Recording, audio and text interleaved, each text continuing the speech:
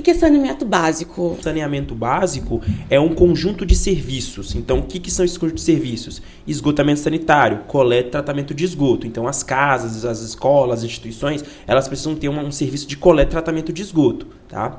Segundo ponto, tratamento de água, tratamento e distribuição de água. Então, esse tratamento é para potabilizar. Então, você vai pegar essa água, você pode pegar água superficial, de um rio, por exemplo, ou de um poço escavado. Tá? Por mais que eu falo dos poços, os poços também é uma ótima medida para você distribuir água. Só que também tem suas peculiaridades, tem suas nuances também para tratamento. Drenagem de águas pluviais. Infelizmente, nós vemos muitas cidades aqui de Rondônia que não tem essa preocupação, né? O que é a drenagem? Quando chove, a cidade alaga.